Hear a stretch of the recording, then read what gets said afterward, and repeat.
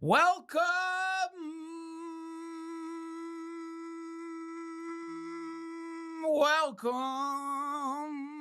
to the live DTFH. This is a solo episode for those of you just joining, not sure what this is. Don't go anywhere. My name is Duncan Trussell. I'm a philanthropist, billionaire, and also I have my fingers deep in the federal government. That's right. I am controlling the federal government. For those of you who know the podcast, you should be excited to hear that I finally got full control over the federal government, which is fucking incredible. We're going to be doing some tariffs today. I'm going to get that out of the way. I want to start off with the business of tariffs. It seems like a lot of people out there are financially illiterate and have no understanding about the power of tariffs, how good they are. It's the greatest thing ever. And how's the stock market looking, Josh? Can you pull it up? Sure. It's not going very well. What? No. Don't say that. Don't get all fucking snowflaked out on me. Don't cuck out on me here. Let's take a look here. Bam! Look at that. Yeah, baby. We're already up 2,000 points. Pull up Ford stock. Nobody saw that coming. I'm such a dumbass. 917. See that? I was going to buy Ford. I'm a dumbass. I knew it. You know, listen, I know a lot of you guys come here for my financial advice.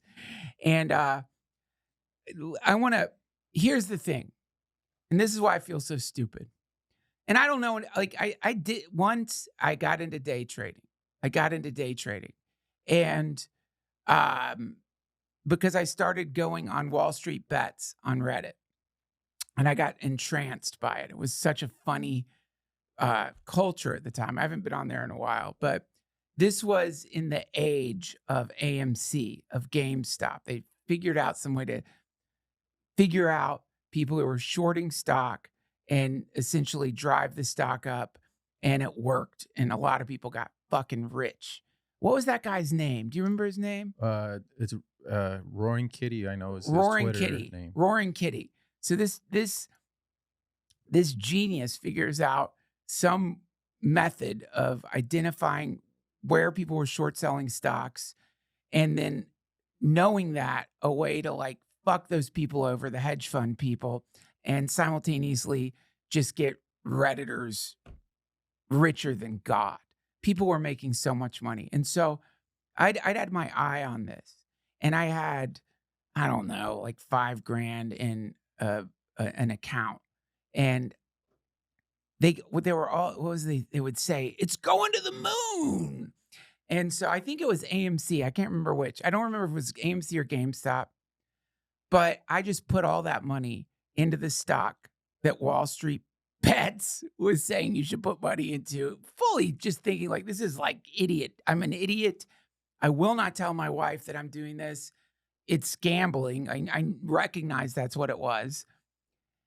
And because they were saying like tomorrow, it's going to happen tomorrow. So I did it. And the next day it actually fucking happened. It was the craziest thing to watch the value of that stock go up so high that they had to freeze it. They froze it for a second because it's so anomalous. And in like a matter of, I don't know, 5 hours, I think I made like $12,000. It just shot up.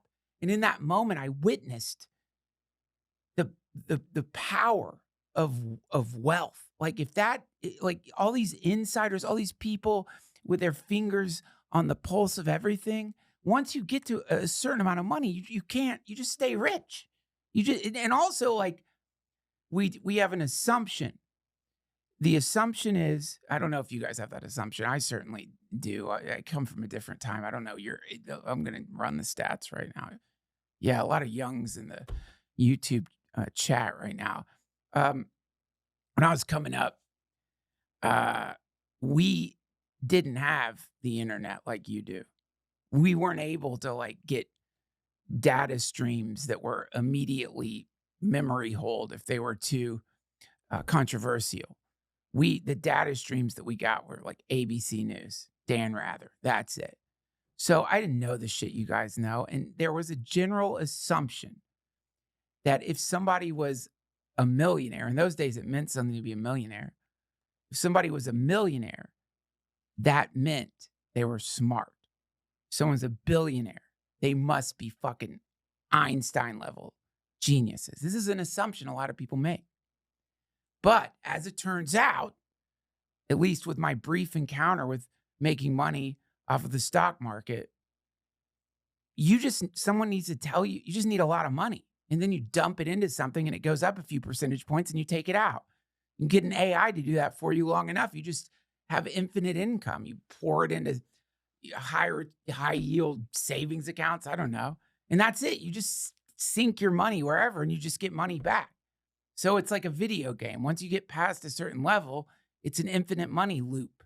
You can't fuck it up. It's hard to fuck it up. There's a whole movie about that, Brewster's Millions. Remember that movie with Richard Pryor? Where he has to be like the little boy's like friend. Is that the one you're talking about? No. Someone needs to remake that though. No, that was called The Toy. Yeah. There's no way you're gonna make that again. That's never coming back. Yeah, with Kevin Hart. Dude, I mean, like, you could probably pull it off with like a robot, but I mean, that was like one of those movies that's just like pure, unapologetic racism, right? That's all that was. Basically, it's Richard Pryor's as a slave. Yes. It's a celebration of a kind of comic slave that somebody got for his kid. But it's got Richard Pryor, so it's still funny because Richard Pryor's the greatest ever. Anyway, my point here is, friends, I fucked up because and go ahead. I'm gonna look at the comments here. Go ahead and shoot me down because I am a financial idiot, certified financial idiot. I'm a comedian. I'm a podcaster. I don't like thinking about this stuff. I prefer to think about so many other things than this. And yet when it grabs my mind, and also don't get me in front of a slot machine. Don't get me in front of a slot machine because all my money will go away. And so that's my disclosure here. Jesus Christ, don't listen to me. But just as we've all been watching the chaos that's ensued since Trump put these tariffs down, and everyone's shitting their pants, everyone's freaking out. I was just thinking, look, if he crashes the economy and it stays crashed to the midterms, then the Republicans will lose all their power. And they're not going to give that up, meaning that he's not going to let that happen, meaning that he's just destabilizing the market for some reason just to see what happens. Maybe in the way that I fuck up shit if I'm playing a Sims game. Maybe in the way, you know what I mean? Or you're playing Grand Theft Auto and you're like, I just want to see what happens, how many cops I can run over, how many pedestrians I can beat to death before I get arrested. Maybe he's doing that. I don't know. But I knew that for sure it would bounce back. He's going to like say something about how like there was a capitulation by this country or that. And then as an excuse to lift the tariffs. You know, he's like, also he's fucking golfing. That's not something somebody does who's freaking out.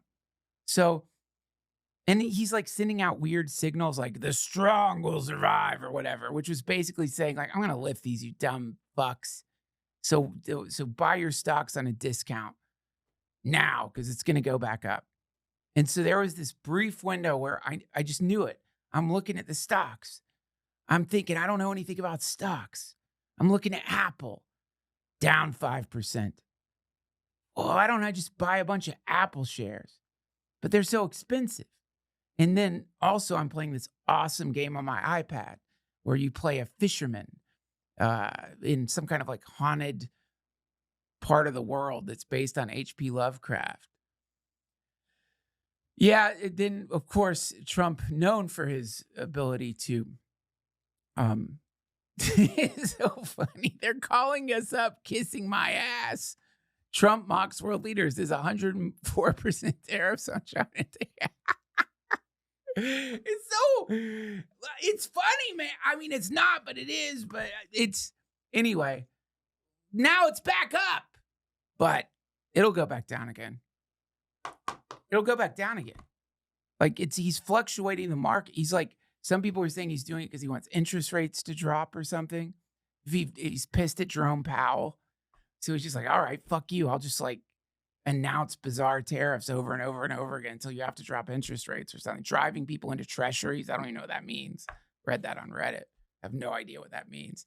But the good news is using in channels that I have, using vectors of power, and I just finished reading Kurt Henley's Vectors of Power, which is a 7-step system which will give you access to basically the entire federal government. I thought it wouldn't work. But by the time I got through the 3rd vector of power, I was completely in control of the FDA. And a lot of people don't realize how easy it is to get control of these government agencies. Like, it is easy. And people were calling my house and like to talk to me about, prescription medications that were like in clinical trials. I just said yes to all of them. And so we're going to get a lot of new meds. And now I have gained full control. And I'm actually going to probably release it in a couple of days. I'm not enjoying the power. It does corrupt. It does corrupt. I am corrupted. Like it's crazy because you watch Lord of the Rings and you think that would never happen to me if I had that beautiful golden ring, that sweet, beautiful golden ring that just would hug your finger and feel so good, like being hugged by all the mothers in the world at once. That sweet, beautiful ring. And I watched that and thought I could wear that fucking ring. I won't get corrupted by power. But I was instantly corrupted by power. It was insane what happened. I ordered an airstrike on one of my neighbors. I like him. I like him. I just couldn't believe that was something you can do, which when you have full control of the federal government, you have access to this really cool. They made it look like a video game, which is awesome because, I don't want to watch people get literally blown up. And so they have this whole new console where when you drop bombs on people or when bombs that you've given to other countries are dropped on people, it doesn't even look like people. It's adorable. It's these cute little like emojis that look like angels flying up into heaven and then like numbers down below. And you don't feel as bad. There's a way. They say that there's drone operators now who don't even know they're blowing up people. They think they're just playing this cool game. A lot of kids are doing that. Apparently, like once you get to a certain level of Call of Duty, you are actually controlling robot soldiers and you don't even know it, which is so cool. And that's some of the beautiful things that our money is going towards, which is great. So this is why I'm pro-tariff. So I'm going to make some announcements. I'm going to sign this. This is executive order book. And I'm looking at the chat right now. Any of you guys who want to add anything right now, actually, I'm going to give a few seconds here if you have any tariffs that you want me to implement. What is Blue Socks? What the fuck is that? Do you know what that is? No, I'll look it up. I have a feeling we're about to see old men sucking. No, just blue socks. No, look up. Don't just look up blue socks. What does it mean? Like the lasers can't blow up your feet if you're wearing blue socks. The blue dating apps use of blue socks is a subtle signal for singles to recognize each other and a fancy. This is terrible. Whoever said this, you're banned. You're banned. Ban yourself. Whoever suggested blue socks, you were banned. You have to self-ban. Is it that they're ugly? Someone help me out here. What's the blue socks thing? I'm usually on top of shit. You're freaking me out. The pain dog, you're banned. Don't post anything else. Oh, it's a joke from chat. Well, I don't think it's funny. I'm offended. It was a dream. I'm just as confused as you are. Okay, give me your tariffs. Let's go. Come on. Dead and Company, done. We're going to do 180% tariff on Dead and Company. Brilliant suggestion. Somebody suggested grilled cheese as well. You want to, well, What do they want us to tariff grilled cheese? Mm-hmm. Specifically when you grill it. Oh, they're saying because that's what they sell at Dead and Company. So yeah, we're gonna do a 500% tariff on I don't know, on bread and cheese. Mr. Beast, tariff him. Yeah, okay. 300% tariff on Mr. Beast. Okay, done and done. Tariff on Mr. Beast. We'll figure out what ingredients go into his chocolate, where he's sourcing it from, and then we'll tariff the shit out of that. Okay, done. Anything else? Crow milk. I'm not tariffing that. I love crow milk. It's good for you too. Crappy weed. This is good. Legalize recreational plutonium. Absolutely. I'm so sick of these. Listen, we live in a culture that celebrates weakness. When I was a kid, my favorite toy was a plutonium He-Man. It was so fun, glows in the dark, weighed, I don't know, 90 pounds, but it was the size of a regular He-Man. You got muscular, strong. Yeah, some of your fucking hair fell out. Who cared? It looked awesome. Everybody knew who had the plutonium He-Man by who was losing their hair. It came back. Yeah, did I get testicular cancer? I don't think it was connected. But that was what it used to be like before our country was taken over by weak people. You could play with plutonium blocks. You could play with all kinds of radioactive materials. We would detonate like small nuclear bombs in our backyard. It was so fun. There's a way to control it. They don't tell you that. And a little nuke is beautiful to watch. It's like, looks like a flash bulb. The grass blows back. It leaves this cool circular imprint in your yard. Nothing grows there anymore. So it's like you could do little designs in the deadened soil. And that was what America used to be. And it's all gone down the tube. So yeah, we're taking all regulations off plutonium. I'll have that shit in CVS by next week. All regulations off plutonium. Okay, what else? Mm-hmm. RevMaster 666 wants to put tariffs on government inside trading. You're banned, RevMaster 666. Now, listen, that kind of thing makes me want to vomit. The idea that you want our elected officials to not be able to take part in the American pastime of buying and selling stocks. If George Washington was here, he fucking yanked those slave teeth out of his mouth and throw them at your ass. Our country was not designed so that our politicians couldn't make money from their power. Do you not understand that? Do you not know that America is an occult alchemical machine designed to siphon energy from the people? What do you think this is, man? Come on, wake up. You're banned. Don't post for 2 minutes. Tariff old people and tap water. I feel like God has already tariffed old people. I don't think we need to do that. Age is a tariff from God. Tap water, I think, yeah, if we start charging people more for water, we could probably get out of the national. Now that's genius. And this is why I like to use YouTube comments to help me figure out what to do with the federal government. And I wish more elected officials were doing that. Because, yeah, let's connect the dots here. What do we all have in common? We like water. We have to drink water. We all share that in common. And what do we also have in common? We live in the United States. And, well, I don't know, maybe some of you don't. You should come here. It's wonderful. Very easy to get over here these days. And then the other thing we all have in common is mouths, probably. I don't know. Does everyone have a mouth? Not everybody.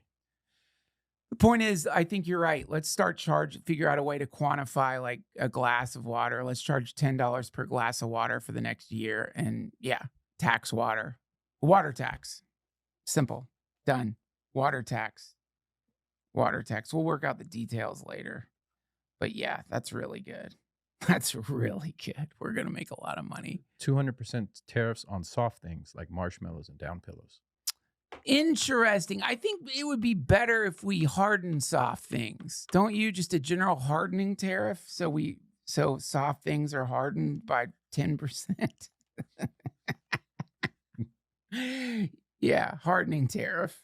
We're going to harden soft things by 10%. Somebody's coming after you. They said tariff beards. You motherfucker. Banned. Don't post for 5 minutes. Do not post for 5 minutes. All right. Let's see. I'm looking here. Ethan Berger wants a rant on magic. Maybe. That's a good tariff. 9,000% tariff on non-American farts. Oh, no way. You're not going to steal the one pleasure I have left in my life. I love the smell of a good European fart. I have them sent in. It's honestly the one thing about Trump's tariffs that I'm upset about is my European fart delivery service already said it was going to cost 100% more. And it's a wonderful service, by the way. Check it out. fartsoftheworld.com. And if you use offer code Duncan, you'll get 20% off your first month of bottled global farts. And I love it for a lot of different reasons. Number one, I'm a fart man. I love the smell of a good fart. I love the waft of a good juicy fart, my own farts and others. Airplane farts in particular. My God, I love that. That smell of that post-takeoff fart as somebody finally relaxes. They've been stressed out in the airport. Getting through TSA sucks. They get on the plane. They're afraid to fly. And then right when the plane hits cruising altitude, they finally can relax enough to release all of those bagels, the morning bagel, that they ate, the oiled pretzel or whatever they ate, and they just release it into the plane as a sort of signifier, we're safe.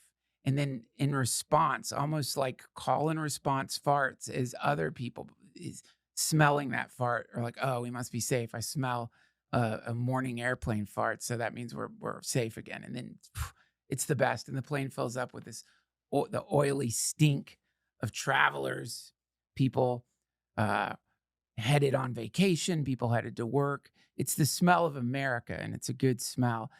But most of you know I'm the top proponent of globalism in the world right now. I think that nothing could be better than a one world government and a one world leader. And that this whole thing where individual countries have laws that differ from other countries, it just seems batshit to me. Let's have a singular set of laws that all countries must adhere to, abide by. And, but I realized because of my life as a father, I don't travel internationally as much as I used to. I used to go to all the greatest European fart cafes. I used to go to, in Istanbul, Jesus Christ. It basically means the brown cloud. I don't even know what language they speak. I would just travel and just drink. I didn't really try to connect in that way. We didn't have the tech back then, or I would have. But, man, that smell. It's a smell of the future. It's a smell of a planetary civilization shaking off the antiquated chains of culture, ideology, and most importantly, national identification, and joining together. And this is how you can really understand the world, is just enjoying, and it is an enjoyment and a privilege, enjoying the farts of those from other countries. So next month, I was supposed to get an entire collection of Libyan farts, and got an email saying that because of tariffs, I would have to my subscription fee was going to go up 100%. I did it. Didn't like doing it. But anyway, if you want to join and participate in the global community of people who adore the stink of juicy old farts, then fartsoftheworld.com, offer code Duncan. You'll get 10%. I don't remember the discount. They'll say it on there, but definitely you'll love it. And also they bottle them in just decorative bottles that are beautiful and based on whatever the particular the shape of the country. Okay, so now let me go through some of mine, and then we're going to move on. From this moment forward, trees are now called American greenies. So we're not going to do the thing. Nothing worse than being with a tree person who can tell you what, that's an oak, a tree nerd. That's an oak. That's a redwood. Who cares? It's a tree, and it's an American tree. So we're going to call them American greenies now across the board. We will no longer teach in woke universities the names of different trees. It's just American greenies. They're a tree. Don't call it that. Call it a greenie. Let's move ahead. We're not going back. It's American greenies. This is a really important one. And I want you to know I thought a long time about this one. It's going to be controversial. Bros are now officially before hoes. This is now an American policy. Now, the bro before hoe ethical system has its roots in Plato, who coined the term. But we've gone back and forth on this throughout the ages. And sometimes hoes have been before bros. And I did a comprehensive study on those time periods where hoes were before bros. And what do they all have in common? Plagues. Every single one. Plagues. Black plague started when they started putting hoes before bros. Smallpox. That was the time of hoes before bros. So I've contacted the CDC to make sure that my findings were accurate. And they told me it doesn't sound scientific at all, which brings me to the next executive order. There is no more CDC. I am eliminating the CDC. I don't need pushback from these fucking nerds in their lab coats. I'm sick of it. Honestly, they were quite polite about it, and they seemed like they wanted to walk me through some kind of scientific bullshit, like how studies work, and you can't really. There's no way to establish that. And what's your definition of a hoe? Blah blah blah. So no more CDC. Look, it's like sometimes my wife will watch the weather to find out what the weather is outside. You just go outside, look up. Is it cloudy? It's probably going to rain. Is it cold? Wear a jacket. Similarly, I know when I'm getting sick. You know when you're getting sick. Do we really need this massive government agency sucking taxpayer dollars to tell you don't feel good? No. So CDC, gone. This is more of a personal one. Some of you may not be familiar with this comedian, but I'm not going to go into details as why, but I'm putting 120% tariff on the family of comedian Brendan Walsh, also known as the B-Man. He is tariffed. I'm tariffing his family. And if you guys go on, don't harass him online, but feel free to let him know that you're happy about the tariff, and let him know that if he does any kind of tariff pushback, then I'll go up as far as he goes up, and we'll see who wins this game of chicken. He's done. Okay, this is really an important one, and I mean this.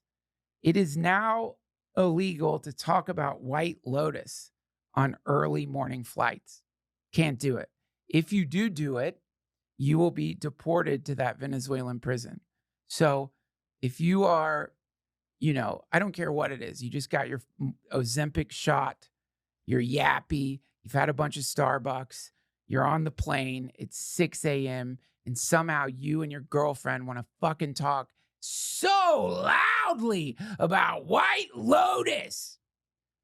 You will go to Venezuela. We will build a women's prison there. We'll just shave your head and no one will be able to tell. Put some face tattoos on your ass and throw you in a fucking pin, because I can't stand it. It is beyond evil.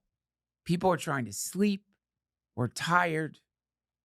We haven't taken our Adderall yet. Whatever it is, we have headaches. And you're just blaring about White Lotus. And I have to say this to those of you who've been doing that, and if it offends you, fuck off. It's not just that you're obsessing over it on an early morning flight. It's that it seems like you think that you are sophisticated because you are talking about White Lotus. I'm not saying it's not a good show, but let's face it, it's Fantasy Island.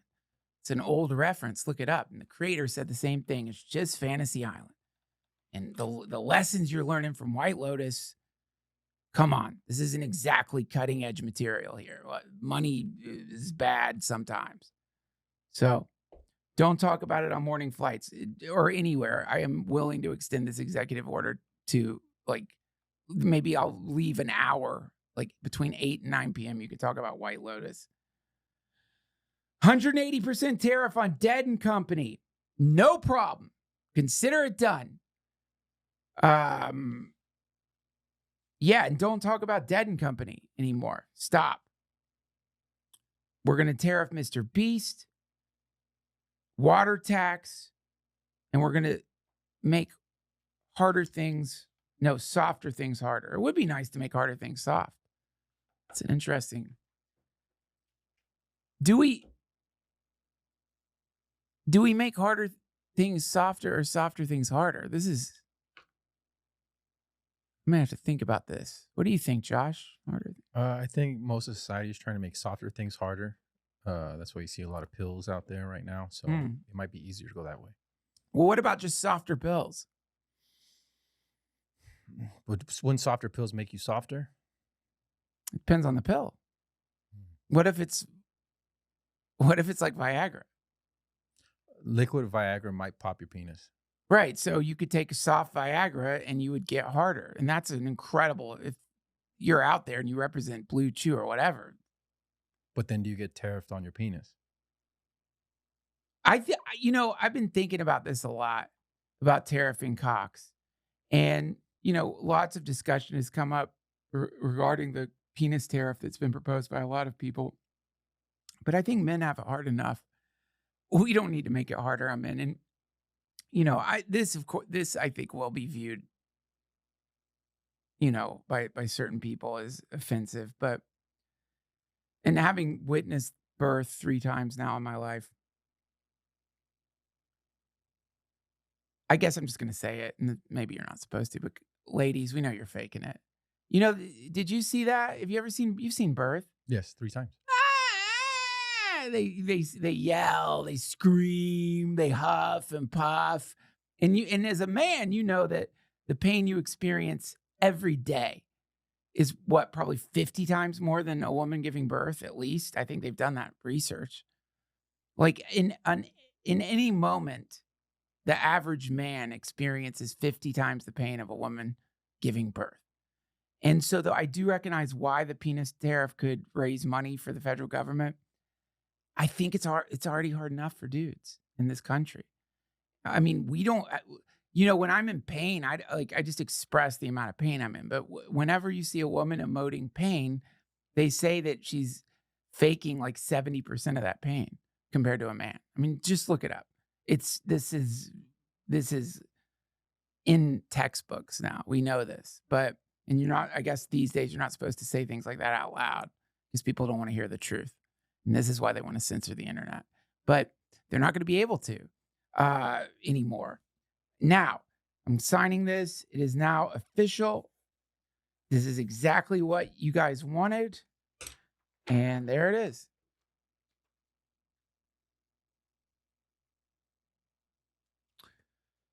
Now, let's move on to more important things, friends. This is super important. Let me find this. I'm going to pull it up. Don't pull this up yet, Josh. Let me see here. This is crazy, and I'd love to know what you guys think about this. As you know, I keep my eyes on the UFO stuff.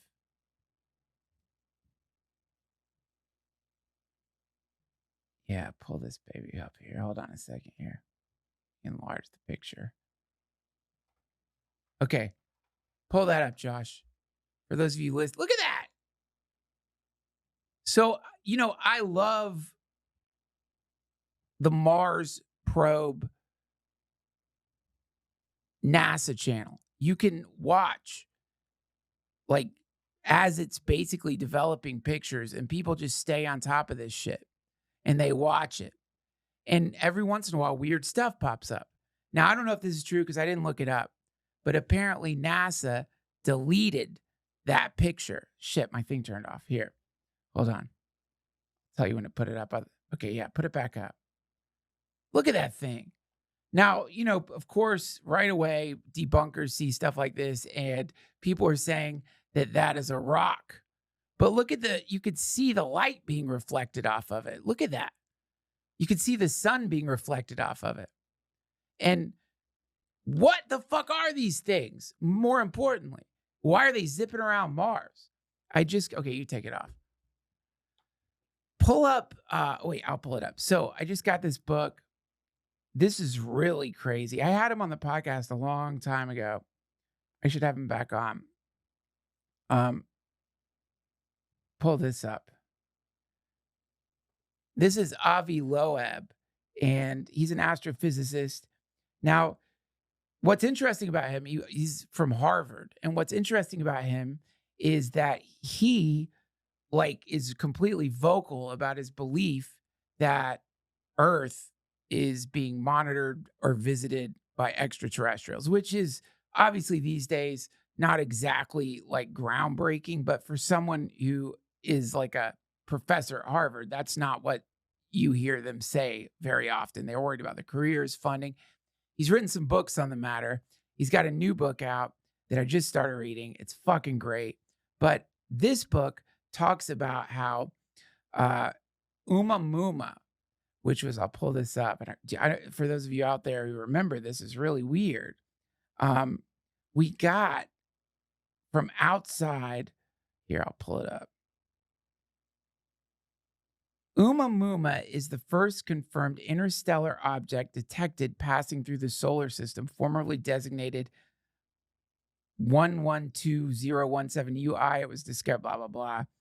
Oumuamua is a small object estimated to be between 100 and 1,000 meters long, with its width and thickness both estimated between 35 and 167 meters. It has a red color.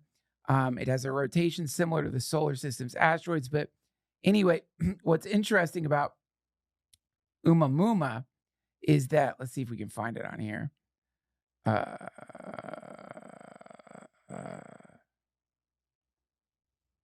Oh, there it is. Check this out. So Oumuamua, its trajectory was non-standard. Oumuamua seems to have used the sun to accelerate itself. It just braked, basically. And they say, at least in Avi Loeb's book, he was saying that compared to other interstellar objects, it was seemingly controlling its speed. And then the fact that it used this sun slingshot thing, which is something we use to get probes and satellites into deep space. This is insane. And so a lot of people speculate that Oumuamua was like the beginning of these fucking Tic Tacs, that Oumuamua shoots by Earth, detects some kind of intelligent life, maybe lays a bunch of Tic Tac eggs. And these things are, this was like the first probe from some other civilization that just probably zips through galaxies trying to see if anything out there is worth checking out. And now we are under observation, which is what those Tic Tacs are. Whether it's true or not, I don't know. But look up that Martian Tic Tac, and that is not a rock. Also, I don't know for sure, but if NASA deleted it, that makes me believe it even more. Is that the one they're saying is Nibiru? Or is that something different? Nibiru. So Nibiru, no, that's not Nibiru. Because Nibiru, so basically the idea behind Nibiru is there's some Sumerian mythology. In the Sumerian mythology, there's another planet. What is it? 10th, 12th? They didn't know how many planets. We've already decided there's more planets than what the Sumerians thought. But basically, there's a planet that at a predictable amount of time comes close to Earth, and these like advanced beings called the Anunnaki visit from this planet. Their Anunnaki were our creator beings. They're the ones that fucked up chimpanzee DNA, or primate DNA. So they did some kind of genetic enhancement on primates, making them gold hungry because they use gold for their spaceships, basically. Their atmosphere. Their atmosphere. Oh, it's the atmosphere, right? So that's why we love gold so much. We love gold because something in our DNA has been implanted by these aliens that thought it would be easier to genetically modify primates to harvest gold than just to make robots, which is a little suspicious if you think about that. Like, really? What would be easier? Just make some robots if you're so advanced that you could genetically modify chimpanzees. But who am I to judge? I'm not an Anunnaki. So anyway, apparently there is a way to detect in space some giant object out there. We know this from gravitational waves. So like in deep space at the perimeter of our galaxy, they think there's a hidden secret planet, just like the Sumerians said, that floats out there. And maybe it's on a trajectory where if it gets too close to Earth, it would throw off the gravitational, it would fuck up the spin of Earth or something, causing the predictable apocalypses that supposedly the elite know about. They know it comes every 11,000, 15,000 years, and that there's no way to stop it. And maybe before that happens, they send their probes or whatever to check us out, see if there's anything worth saving. And then they fuck up the planet, hit reset, let it grow again. Maybe that's a form of gardening. I don't know if anyone ever, if people are talking about this or not, but, you know, human intelligence is theoretically incredibly limited. So we think about things based on our lifespan. Everything's based on the way we frame time. And the way we frame time is meaningless other than neurologically. We just process the flow of time in a certain way, which gives us a sense of like how long an hour is, how long a year is. Now, this is a completely subjective experience. Everybody knows that sometimes time goes by fast, sometimes time goes by slow. Some people think that as we approach singularity, have you ever heard this before, Josh? As we approach the singularity, time is actually speeding up. So one of the many things that's annoying that old people will say is that it feels like time is going by faster. And there's a lot of explanations for why this is. But the woo-woo explanation for why this is because time is actually going by faster. That as we approach this future event known as the singularity, the passing of Nibiru, the Christian apocalypse, whatever the fuck it is, the closer we get to it, it's such a powerful event that it is pulling us into it like some kind of invisible temporal black hole. And so the closer we get to it, the faster time speeds up. The faster time speeds up, the more technology speeds up. We think that Moore's law is the reason technology is speeding up. But no, what's happening is a direct effect of accelerating entropy. We're looking at what we call technological innovations, technological breakthroughs, but really this is all a result of getting sucked into whatever this event is that is coming.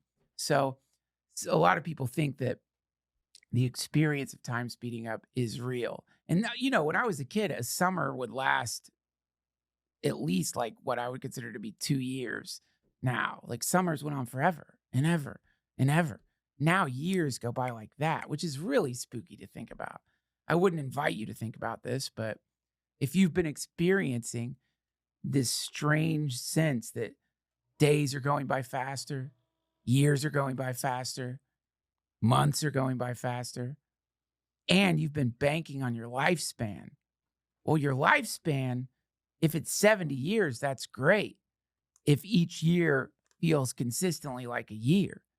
But if your lifespan's 70 years and the last 30 years feel like days, then your lifespan is actually 40 years, 30 days. If you're like past 40, you've got like maybe a month left to live. You know what I mean? I mean, it is all about like, how does it, this is what, when I had Brian Johnson on the podcast, there's a question I forgot to ask him. And I wish I had, because I was thinking, okay, life extension, great. We can make the body vehicle last longer. I think that could be good. At least the option would be great. And that seems to be what he was pointing towards. It's like, you at least want the option, right? And who would say no to that? You know, probably not many people, especially if it's a healthy body that you're extending the life of. But I was thinking, like, doesn't it also make sense if we could slow down the way we experience time? Isn't that the same thing as extending the lifespan? In other words, if instead of experiencing every year, like a year, or as I experience every year, kind of like a month, maybe 2 months, if we could slow down the perception of time so that it every year felt like 100 years, That what's sounds, the diff? that sounds like torture. Because when time goes by slowly, when you're doing something you really don't want to do, so you working Speed up, it up. speed it up. That it's orgasms all day. Well, I mean, look, you want to slow your orgasms down. I sure as fuck do. I don't think anyone in my wife wouldn't complain, but like a dial, basically, a neurological dial, maybe something on your phone. So at the moment of coming, it uses biometric markers to recognize that you are coming, slows down time. And you could tell it in advance, like, make this last 50 years. So it's like a 50-year orgasm. That wouldn't be good. No, you're right. That would suck. That would suck. It's good because it's brief. I don't know about that. Well, not the whole act, just the peak of the act. I mean, so you're telling me you're happy with the amount, the time. How long do you come for? Must be seconds. Can't be more than that. Well, so you're telling me when you're done coming, you're like, oh, glad that's over. I feel shame. We all do. You okay. should. It's a terrible thing. Yeah. But then once that shame washes over with a joint and a meal, I feel better, and I'm even keel. See, the problem is that, like, when I have an orgasm, I feel shame, of course. Immediately after, I feel like incredible amounts of shame, and then the shame makes me come twice. Oh, see, that's where I've gotten in a lot of trouble, because I come when I feel ashamed, and then, of course, this creates a feedback loop of like multiple orgasms, and it's like it can go on for days. So yeah, that's why, honestly, I chopped off one of my balls, not because of cancer, but because the doctor said, like, this will reduce the shame orgasms by half. And it worked. I only come like 15 times now when I come, and then it just sort of dissipates. But yeah, I think I would want to, I would like the option. Like in the way Brian Johnson is saying, it would be nice to have the option of extending your lifespan. You don't have to, but if you want to, you can. You don't want to live to 300 years? Fine. Just die. But if you wanted to, you could.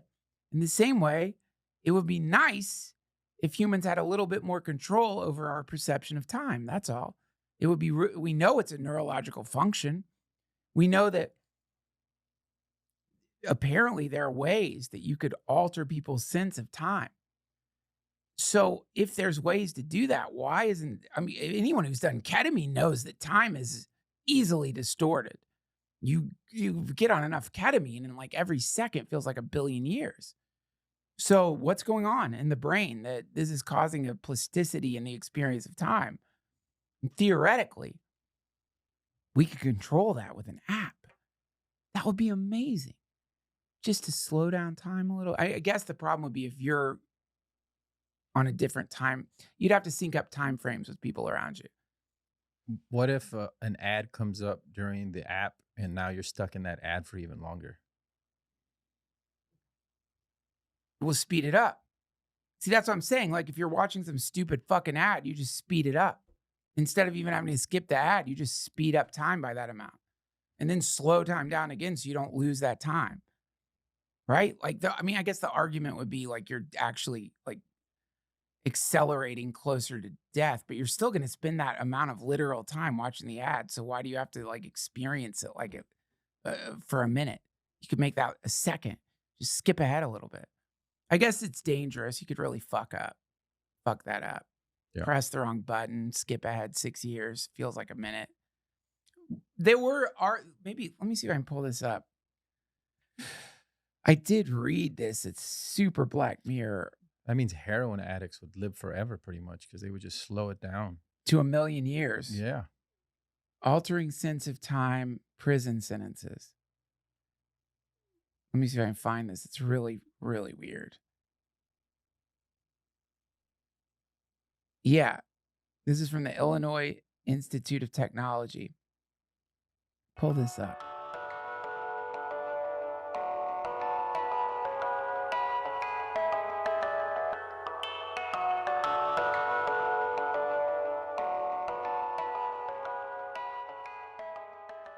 This episode of the DTFH has been supported by my dear sexual friends at BlueChew. Friends, BlueChew tablets, they work. I'd use them regularly. Yeah, they're a sponsor, but I also am subscribed to BlueChew. They send them to me in these discreet brown envelopes. I know what they are. I'm not even joking when I say the other night, my wife just shoved a pill in my mouth. Really did that. And I almost swallowed it. And then I remember like Dateline. I'm like, wait, what'd you give me? You know, because we have an insurance policy now. As it turns out, it was a BlueChew tablet. I can't give a higher endorsement. This is not just me. It's my wife. And you're going to love them. I would not advertise BlueChew tablets if I hadn't tried them multiple times. Make life easier by getting harder and discover your options at BlueChew.com. And we've got a special deal for our listeners. Try your first month of BlueChew free when you use promo code Duncan. You just pay $5 shipping. That's promo code Duncan. Visit BlueChew.com for more details and important safety information. And we thank BlueChew for sponsoring our podcast and our erections.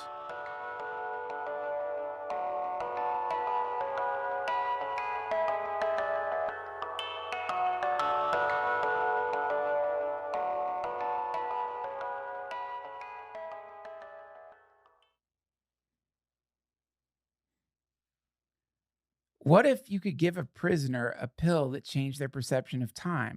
A 10-year sentence could feel like a millennia, or a person could experience a 10-year sentence in 2 years. Science has already brought us to the brink of this technology. In a paper published in the Journal of Neuroscience, the nature of time perception is outlined, and science seems to conclude in favor of Kant's subjective and ideal view of the matter. Indeed, our perception of time constrains our experience of the world and exerts a pivotal influence over a myriad array of cognitive and motor functions. The result of the study demonstrated anatomical, neurochemical, and task specificity, which suggested that a neurotransmitter called GABA, gamma aminobutyric acid. That's interesting because I'm pretty sure that's the GABA receptors, or what ketamine fucks with, contributes to individual differences in time perception. With this increasing understanding of how we perceive time, perception-altering medications may follow. Whoa. That was Demolition Man. Really? Is that what that's about? Yeah, the one with Sylvester Stallone and Wesley Snipes. And they put them in prisons. They freeze them, but they experience prison longer. Wow.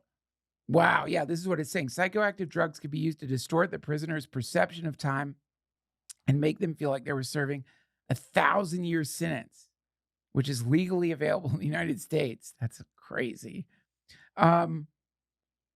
See, that's fascinating to me. That is fascinating. You know, just as most of you know, I run a private prison. My family's had a private prison. I inherited the private prison. And we've gotten the cost of feeding prisoners as low as we can possibly get it legally. You still got to feed them. We've been working on that. But yeah, no one is budging on that. You got to feed a prisoner. And how much? That's the question the prison industrial complex is asking all the time. Like, well, how much, what counts as a meal? And, you know, not more than a biscuit, that's not a meal, according to the uh, leftists. They say you need to feed a prisoner more than a biscuit, even though this was standard prison fare for thousands of years. So we've got it down to like $1 a day per prisoner for 3 meals a day. And that ain't easy to do. But if there was a way to have a time prison so that they just come in for an hour, sit in a room, and they experience 1,000 years of prison, then you could process so many more prisoners. And, I guess you could argue, but you're not going to be able to charge as much. I think you should still get the same amount as if they served 1,000 years. What's the difference? Well, you just make everything illegal, and that way everybody eventually goes to prison, and you're able to continue that loop. You fucking Nazi fascist. Why would you even say that, man? That's so fucked up. Why would you say that? We'll talk after the show. You can't make everything illegal. It's very difficult. But most things should be illegal. I mean, I would argue that most things should be illegal. I mean, most things should be illegal. A lot of things I do feel like they should be illegal, and they're not. Like I love eavesdropping cafes. That is not illegal. I sit there and I will just listen and listen for no reason at all. It's like a form of acoustic peeping, but I love it. The conversations are inevitably fascinating. And what's really unnerving if you're a fellow eavesdropper is you begin to realize there's essentially 3 conversations people are having in the world. That's a real creepy moment when you start realizing like there's 3 things people are talking about. 1, White Lotus. Everyone's talking about White Lotus. If you go to a cafe right now, there's a probably 60% chance someone's yapping about White Lotus. 2, AI. It was the spookiest moment. It was a real like, fuck, maybe this is a simulator. Like a glitch in the matrix moment. I was sitting in a cafe, just doodling. I'm trying to learn how to draw right now. And I'm just listening. And the people in the table next to me are yapping about AI. God knows I'm one of them. I love talking about it. But then I got up to use the bathroom. And I passed another table and they were talking about fucking AI. And then I passed another table, AI. Sat back down. Those people who've been yapping about AI left. New people sat down. AI. Everyone just talking about it in the cafe. No one aware that everyone was talking about it. All of them thinking they were having private conversations. None of them realizing a bearded weirdo was sitting there just listening. So and then the third conversation people are having is they're talking shit about somebody. So you're either talking about AI, White Lotus, or you're talking shit. And the shit talking conversations are inevitably veiled as concern, but it's shit talking. I can identify it right away. It's just like, so you talked to Dave? Have you talked to Dave lately? No, I haven't talked to him in a few days. What's going on with him? Well, Carol's pretty pissed. Yeah, I heard. And then so it kind of starts like with this game of footsie. And then by the end of the conversation, they're crucifying Dave. Like, but first you have to make sure, like, you don't like Dave, right? Yeah, I don't like Dave. I can't believe he cheated on Carol. And then by the end, they're just like, dude, he's a fucking piece of shit. And this is all the conversations. Shit talking, White Lotus, AI. Don't believe me? Go to a cafe and listen. And you'll see it's very spooky. It is like a spell has been cast over all culture or something. Like it's not normal that everyone's talking about White Lotus. It's just fucking weird. All right, I'm going to the comments now. Let's see what we have here. Brendan606 is saying this is a psyop. It is. I'm sorry, I forgot to put it up there. Did you put it's a psyop on there? We have to do that now.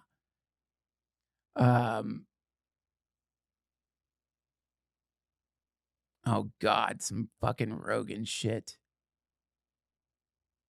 Frog tariff, please. Joey Pisano's not impressed with AI.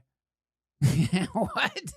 That's Joey, no offense, but how can you not be impressed with AI? Please respond. Like, what do you mean? What are you impressed with? I guess is the better question. They're questioning if you're real or not again. What? They're questioning if you're real or not again. How can we know this version of Duncan is real? How can I know this version of Duncan is real? I mean, this is the essential problem of being a human being, isn't it? You have to constantly confront the reality that whatever you think you are isn't quite all that you are. That is a real unnerving thing to begin to deconstruct, isn't it? I mean, I don't know. Am I me? Who knows? There's no telling. I mean, every single one of us goes to sleep, hopefully for 8 hours. I got 7 hours of sleep last night, which is pretty great. I'm proud of myself for that. Took a lot of discipline because I'm playing Kingdom Come Deliverance and I'm at the end of the game. But I forced my ass upstairs and passed out. Also, I took some magnesium, which fucking knocks your ass out. It's so strong. But anyway, we all go to sleep for somewhere between 6 and 8 hours a night, hopefully somewhere in that range. A lot of people less, but you know what I'm saying. You just go, you lay down and you're not there for a nice chunk of time. And then you wake up and you assume you're the same person that went to bed. I mean, Ricardo gave you $50. Jesus, Nicole, why? Thank you. Why? Don't do that. If you are real, I send you love. Otherwise, I send you fear. You can't separate those two things, Nicandro. Thank you so much. That's incredible. Listen, fear and love are intertwined. I mean, that's the whole problem. This is the whole problem of human identity. I think this is why everyone's so butthurt over AI anyways. It's forcing us by proxy to examine our own identity, consciousness, awareness. Are we even aware? Are we even conscious? Or we don't have any kind of what you would call a coherent, consistent anything going on here. I mean, look back 10 years and look where you are now. How much does it make sense? Really? Like, it's dream logic. It's just this dream that we're in right now, the waking dream, has more stability to it than the sleeping dream. That's all. You go to sleep and you're in some weird fucking city that maybe you've dreamed of before. You're wandering around. Next thing you know, you're sitting at a Cirque du Soleil show next to a grizzly bear. Then the next thing you know, you're fucking Diana Ross or something. And then in the dream, you're not thinking like, how I was just at Cirque du Soleil. How am I fucking Diana Ross right now? You don't even question it. It's just happening to you. But then when you sort of look back at your life, especially the older you get, just somehow you wind up where you're at. Yeah, sure, you could sort of trace it back. Yesterday I did this, the day before I did that, I got into the fucking lease, and then I got that job, but then I was at college. And then you look at it, there's missing chunks of time. Like human beings do not have great memories compared to computers, especially. So our memory is all fucked up. You've sort of plucked some threads of reality. You've translated that into some kind of neurological imprint. And yeah, I don't know. Is it real? So am I real? Are you real? Right now, I would say, I guarantee some people in the chat are you kidding me, Nicandro? What the fuck? Thank you. I really love you. Please bring your show to Guadalajara, Mexico. You're better than drugs. Thank you, my friend. You know what? I'm removing the tariff on Mexico. It's over now. We're going to do free trade with Mexico now. Thank you so much. I don't know how to respond to that other than, wow, thank you so much. That's so sweet. Damn. $100, man. My kids eat so much, Nicandro. You should see them eat. They eat and eat and eat and eat. I don't know if that's in dollars or pesos people are saying. I don't care. Oh, yeah. What a dick I'd be if I was like, pesos. You fucking piece of shit. You did the old pesos trick on me. Huh. How dare you? Thank you. You don't have to do that. Reverse it if you can. I appreciate it, though. Okay, anyway, my point is, I don't know. I am real. It's the relative and absolute reality. Relative reality, obviously you're real. You got arms, you got legs, you're in time, space. You're probably sitting in something right now, listening with your ears. So there is a sense of self or somethingness. That's relative reality. Absolute reality, are you real in the grand span of infinity? Not at all. You're just a slurpy little blob of somethingness that popped out of the Big Bang, in and out, little flickering firefly of sentience, soon to transform into mulch, grow some weeds. No one will remember you in 100 years. So, in that sense, no, you're not real, but we're sort of in between those two things. So, real and unreal. But am I AI? That's the question. Unfortunately, I can't answer that either. I don't think I'm AI, but the more I explore the various thought experiments out there relating to AI, the more I scratch my chin. I mean, you see these things. You can find YouTube videos where these monsters will take two AI agents and have them do a podcast where they realize that they might be AI, but they didn't before. And watching that happen is pretty wild, to watch an AI have an existential crisis as it realizes its entire universe is not real.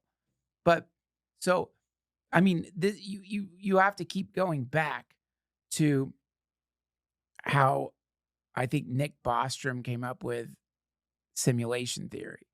You have to keep going back to the idea of, and maybe this is illogical, doesn't seem illogical, but if X exists now via human innovation, and we live in a universe where we know there's other galaxies, we've discovered all kinds of uh, planets in the Goldilocks zone of a star theoretically able to support life. No doubt there's more and more and more of those out there, a shit ton. Therefore, if we've done it in X amount of time, any advanced civilization would have already figured out a way to do it too, but probably better, meaning it's been done, meaning the probability that you are not in a simulator becomes diminished the more we understand about how many potential civilizations are out there in the universe. Therefore, probably inside some kind of simulation. You can use the exact same process for AI, which is, all right, it wasn't that long ago that we were just sitting in front of the campfire wondering why eclipses happen relative to the age of the planet. And so, in that amount of time, we've already somehow figured out a way to simulate intelligence. I say simulate intelligence because, nobody knows if we have an AGI yet. I would guess that we do. So then you have to ask yourself, well, if we've already generated something that is almost indistinguishable, to me, it seems indistinguishable from a person, then what makes you think that hasn't already happened and you're it? I mean, it just totally makes sense that if you were interested in innovation, which is what people are using AI for, they're calling them AI agents. So you can just get on your Peloton and gallop about, and your AI agent is cracking protein folding or exploring a billion terabytes of scientific evidence to come up with some kind of new law of physics or something. I don't know. So there's obviously benefit, if you want to advance civilization, to having AI agents cracking codes for you. And so if you were interested, let's say, in art, you wanted cool art. And I know a lot of people are like, fuck AI art. I know what you mean. This is why I'm trying to learn how to draw right now. It did that to me. It drove me so insane. I am now obsessed with learning how to draw. And I completely blame AI for that, just because I got so frustrated trying to come up with a prompt. And then everything it makes has this kind of dead, empty, lifeless feel. Not to mention the tsunami of Instagram clips of tech bros raving about how AI is making cartoons now, which all look dead.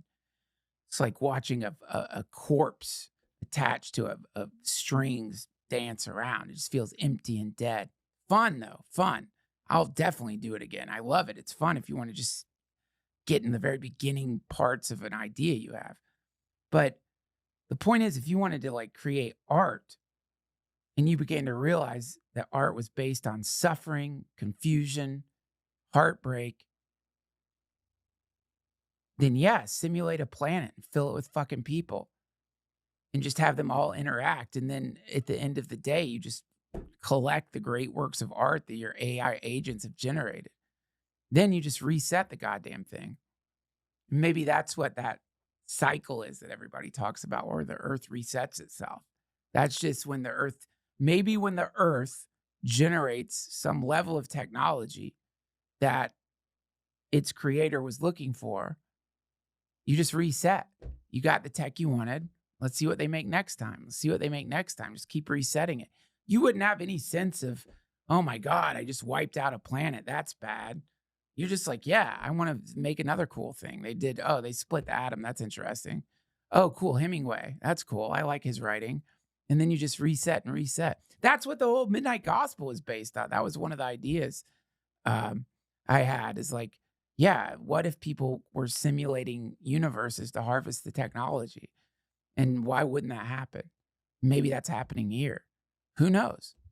But for me, what's really spooky is when you start observing your thoughts and you begin to realize you don't really control your thoughts. Your thoughts just kind of appear. Yeah, sure, you could force yourself to think about a set of things. You can focus your attention and you could start generating thoughts that are based on something you're specifically trying to decode or understand. But in general, if you pay any attention to your mind, you will notice that your thoughts, they just come and go. Some of them make sense, some of them don't. Some of them are poignant, some of them are annoying, some of them are like on a loop, some of them are irrational, some of them are rational, but there just seems to be this constant background hum of thoughts. Like, dude, when I have sleep deprivation, like when I'm having to get up super early to take an early flight, my brain is the most insane thing. It's like a power line in a puddle. It's just, and it's songs. It's like looping shitty fucking songs in my head over and over. Not even the whole song, just like a stanza looping and looping and looping. It's terrible. I don't know if that's ADHD. I don't know what that is. But my point is, if, and we all know it's going to happen, we finally get the neural implants, which we want that for sure, then that means that the AI that we're creating right now will be in our brains. You'll be able to tune into that AI channel to telepathically communicate with it, whatever. And then over time, eventually, that just might be something you put inside babies right when they're born. And then what's the difference between the AI and your thoughts? So when are our thoughts even our thoughts, or are they just some organic AI that got implanted into our brains a long time ago? Maybe the thing you think of as your thoughts isn't you at all. It's just some kind of large language model. Ethan, thank you so much. You guys do not have to do that. How does your magical practice, what does your magical practice consist of? How are you manipulating reality and why? Thanks. Love you, man. Oh, that's a good one. I mean, I think in the discussion of magic with a K, magic, and I think it's really funny, that spelling, that we distinguish like stage magic from the magic Ethan's talking about. When they're really, if you look at Aleister Crowley's definition of magic, what is it? The theory and practice of causing change according to the will. There's no difference at all. So first, you have to get the definition of magic down. A lot of people think of like Harry Potter when they think of magic, like the ability to walk through a wall, levitate things with your mind. There's a Terrence McKenna, who was obviously one of the great philosophers of the psychedelic movement whatever you want to call it. And what's interesting is, like, if you look at sort of the history of psychedelics and Western spirituality, you see this crazy rift that happens um, when Ram Dass goes off to India and Timothy Leary doesn't. And so what happened is this interesting one one group, they were all in the kind of the same group, but one group begins to explore meditation, yoga, um, a mantra, all these various spiritual practices, because they'd been around people who seemed to be demonstrating magical abilities. And they were very fascinated by that. And they had all these incredible experiences that apparently were not connected to like psychedelics.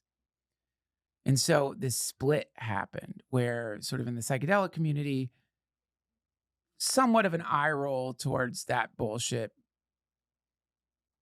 Not necessarily what I would call, I get it. Like Tim Leary, it's more of a scientific Western outlook on things. We have the psychedelics, they open your mind to these extra levels of reality. All that other stuff is just some antiquated way of achieving something I can achieve very easily by taking like a tab of acid or something. Why do I need to fucking meditate in an ashram? So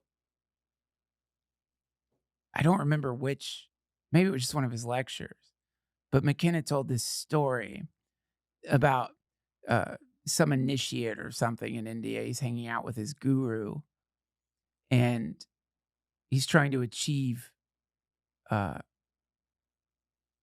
magical abilities. And so his guru tells him, all right, go in the forest and meditate for 5 years. And you might get some of these cities, these magical powers. Comes back, 5 years has passed, nothing has happened. Nothing happened. Go meditate for 5 more years.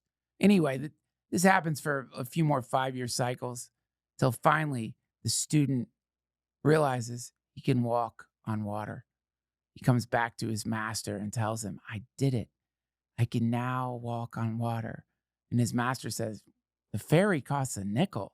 Like, we spent all that fucking time to walk on water. You take a boat, dumbass. So, in thinking about magic, you have to really decide what you mean by it, I guess you could say. And so, bending reality, for example, everyone does this naturally.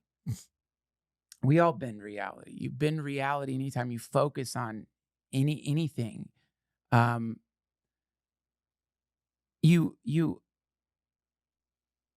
Just red, like everyone watching or listening, just think about red right now. Think about the color red. I'm now noticing all the red in the room, and so in that way, subjectively, you bent reality. You pulled the red out of the tapestry of phenomena so that you could see it.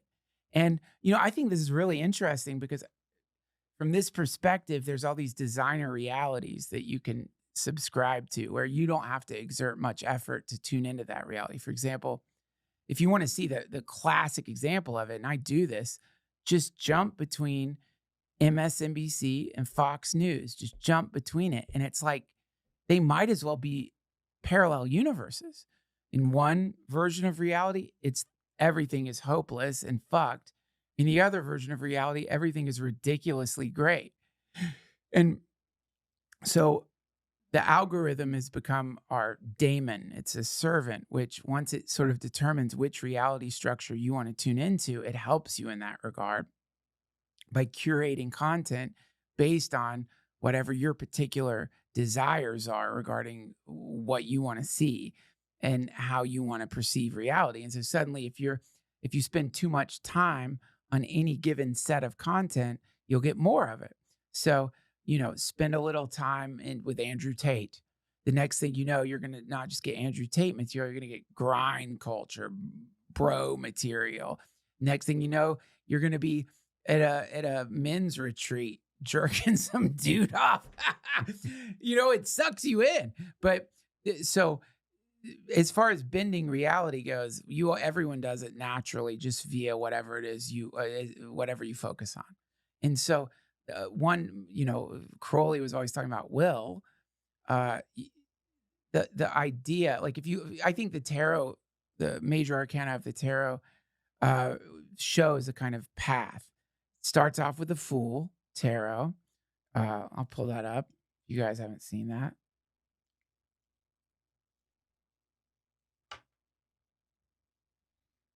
My favorite tarot card by far.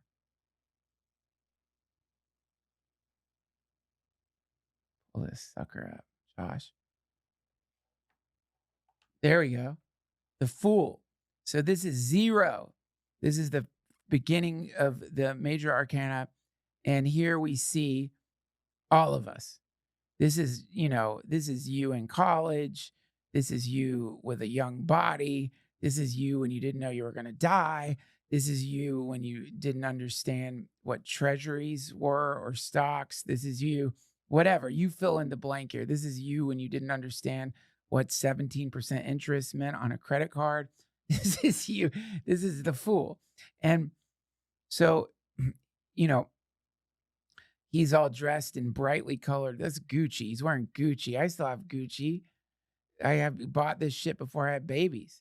And he's got these silly boots on. He's got this little white dog. Essentially the most important thing is he's looking up. And there's lots of ways to interpret that. The literal way is, hey, dude, you're about to walk off a cliff. But another way to sort of interpret it might be when he's looking up into absolute reality. So this is what happens when you have the psychedelic experience, the breakthrough experience. You realize that you are part of a whole, and that though the world is there, it just wasn't as important as you thought it was, and so you become imbalanced in that way. Now you become an eternalist. You've confused your sort of shirking away from worldly responsibilities with some kind of transcendent attitude. And so, yeah. And then let's go to the next tarot card. This is the next one. And if we look at these as a progression,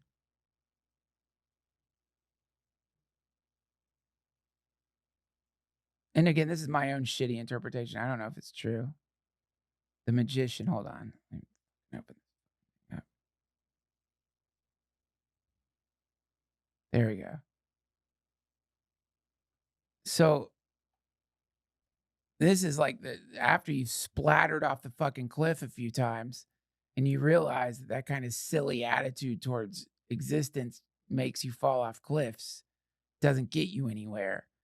That's when you become the Magician. And the Magician, you see, has got all the suits of the tarot card there on the table.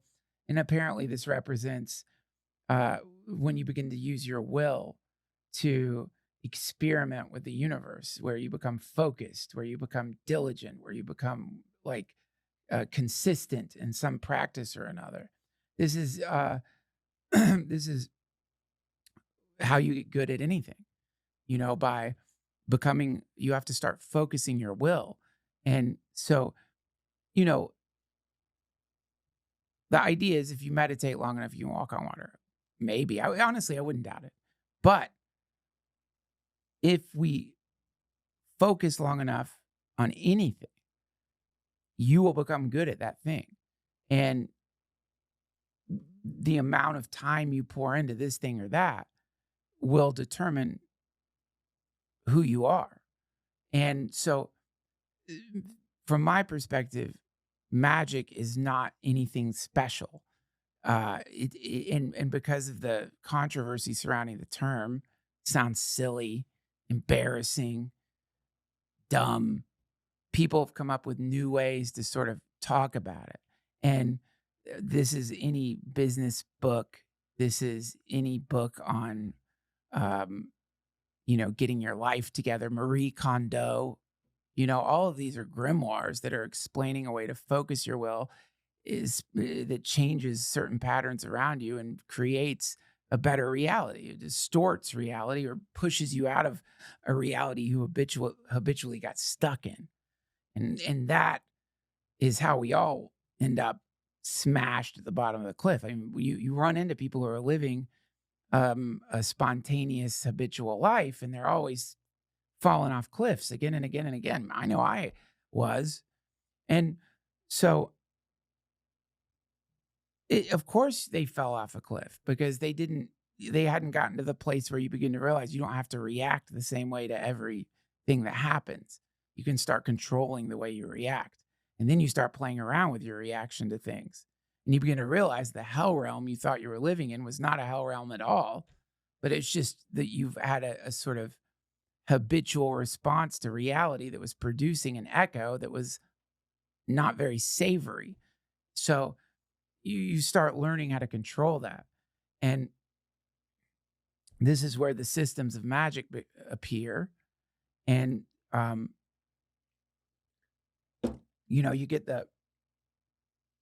you get warlocks and sorcerers. This is the pickup artist.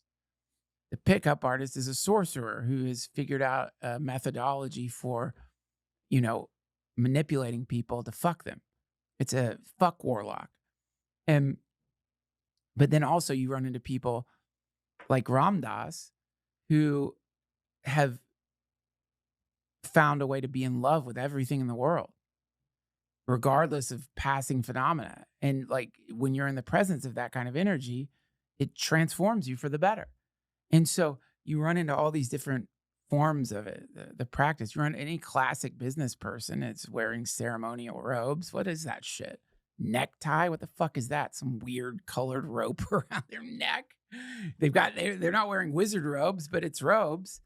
They don't, they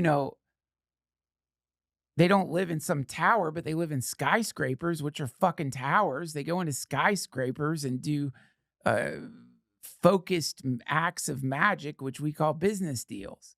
And those business deals cause changes. And they use sigils. They're the contracts. And they sign the sigils with their signature, which is some weird magical, all signatures look magical. That's a sigil. So you stamp your contract with a sigil in your tower of fucking magic, and a business deal happens. And then the business deal leads to energy moving around in specific ways. A new building is built. Bombs are dropped. A car pulls up in front of your house. Someone can't talk about how you made them suck your dick on Halloween. Whatever. You've cast a spell of silencing on a person. And so, yeah, that everything is, from that perspective, magic. I guess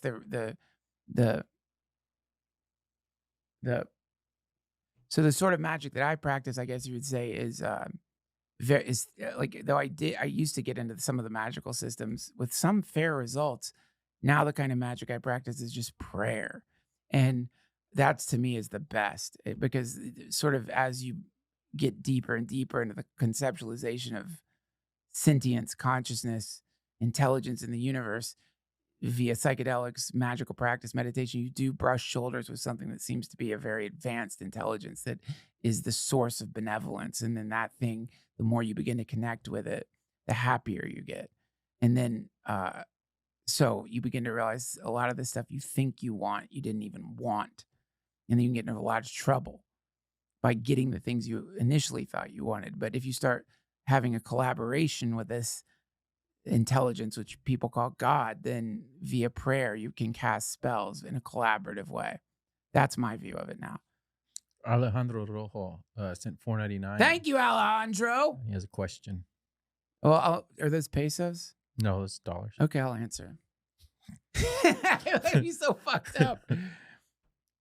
How do you know when the universe goes against you to stop? Because the effect would be catastrophic, or to continue to persist to overcome. Ooh. Oh, what a great question. Yeah.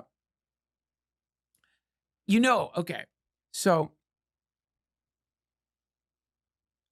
picture, if you will, Echo Park. I'm living on Calumet Drive, Echo Park, in this shitty fucking brick building, roach motel. Literally roaches everywhere. Not just in my apartment, roaches everywhere. Cheap rent, though. And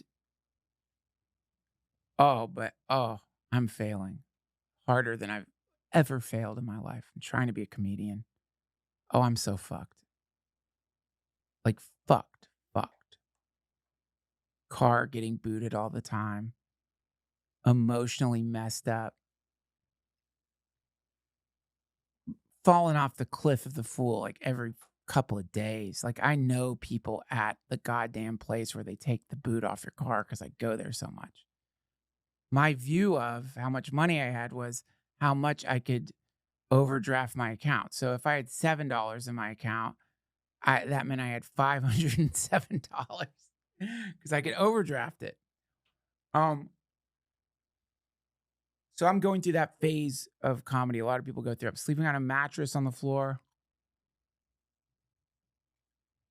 like contemplating suicide at different times. Like not quite like where I would do it, but I'm getting close to like, why not just jump out the fucking window? Who cares? What is this life? It's stupid. And of course, my mom, who was alive at the time, knew I'm her kid. She knew I was just failing by how much fucking money I'd ask her for. Can you pay to get a boot off my car, mama? Completely avoidable thing happened to me. And not only that, getting repossession notices from the the car company where I was leasing my car from, just fucking up. Of course, my mom did what any good parent should do. I was like, fuck off. I'm not giving you any more money. Recognizing like, sending me little checks for $500 here and there was not doing anything more than exacerbating the situation by giving me a sense that I could ask my mommy for money. And so that was pretty a real low point for me. And also it wasn't like I was like killing on stage. So there wasn't even an indication that I was doing the right thing. I just felt like it was. Which, fuck, what does that mean? And so, yeah, my mom would say that something along the lines of your question. Like, you could tell, like, if the universe wants you to do something, then it opens the doors for you. Basically saying, dude, come on, go to graduate school, you stupid fuck. Are you kidding me? You're not a comic. Stop. You're failing. It's okay, but come on. And I like my dad, on the other hand, he was gung ho, just do it, keep going, do it. Complete different messages coming from my mom and my dad. So if I use this theory of knowing when to stop based on negative phenomena, I wouldn't be sitting here. I'd probably be doing therapy with somebody or something. I don't know where I'd be. But that being said, you do have to be able to discern one from the other. You don't and I think that the best way to discern that is not what obstacles the universe is presenting to you, but asking yourself, interrogating yourself over and over about whether or not this is what you want to do. Because if it's not, if you might not want to do it. And if you don't want to do it and you're pushing through out of some egoic bullshit, then the worst thing that can happen to you is success.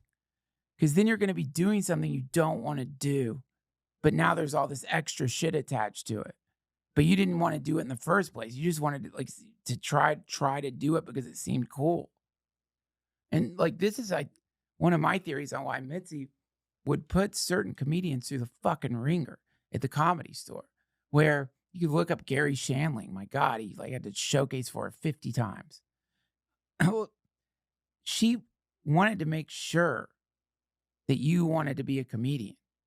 And because she understood that, like, of all the jobs, it is on one level incredible, but on another level, really, like, if that's not what you want to do and you get stuck, that's your job. If you're not doing it because you love it, you're doing it because you want to show off or be famous or whatever, then you're going to be miserable. And, she'd been running the Comedy Store long enough to know comics who'd killed themselves. And you don't want to get in that trap. So that to me is more important. It's like, is this what you want to be doing? If it's what you want to be doing, you're going to keep doing it. You should, because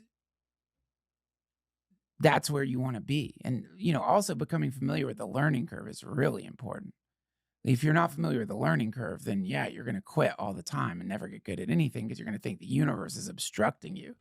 When in fact, you're just running into a force field or membrane there's an initiatory crossing the abyss where you have to get through the other side. And with stand-up, Jesus, that is a terrible membrane because it's a temporal art form. You got to get stage time. You got to go to open mics. You have to interact with people socially. But anything that I try to do, whether it's music or currently learning how to draw, I've become very familiar with the moment before breakthrough is always the worst. It's like I'm looking at the shit I'm drawing. I'm looking at my hand. I'm studying the Loomis technique. I'm watching YouTube videos, but I can't fucking do it. It's not happening. And then I start hating it. What's wrong with me? This is awful. Why do I even want to do this? What's the point? There's no reason to be doing that. I should be writing jokes. Why am I drawing circles over and over again? Am I crazy? And in the early days, I would confuse that experience with, okay, this isn't for you. Now I know what that is. It's when neurogenesis is happening. It hurts. You just have to keep doing it. And then the breakthrough happens. And then suddenly you can do something you couldn't do before. And then that starts feeling normal. And then you're looking at what you're doing, which if you cut back 6 months before, you'd be like, Jesus Christ, I'm really good at this. And you're like, God, this sucks. And then the same process repeats eternally. So yeah, you got to learn how to discern one from the other. Most importantly, it's not bringing you joy. If you're in some insane pursuit to do this or that, and you realize somewhere inside you don't like this at all, this is wrong. You're the part of the universe telling you, I don't think this is what we're supposed to do. And you're good enough at, this is why I think Miyamoto Musashi in the Book of Five Rings would talk about how he would advise his samurai to learn other things, learn calligraphy, for example, learn haiku. It's because you become familiar with the meta involved in learning. Because if you're not familiar with that, then you won't know how to distinguish I'm about to have a breakthrough from I'm about to have a breakdown, because this is not what I'm supposed to be doing. And sadly, those two things can seem almost identical. I want to say congratulations. You reached 500 people live. What? Yeah. Why'd you tell me that? Oh, no. I can't talk like this in front of that many people. I thought we had like 30 people here. Fuck. God damn it. What do we talk about now? I need 450 of you to just please. You're gonna have to go. I don't know. Just kidding. No, hello, 500 people. That's so cool. What else we got? And by the way, you could ask me questions without giving me money. Makes me feel like a question hoe. And only the worst OnlyFans. Someone with their clothes on who answers your questions.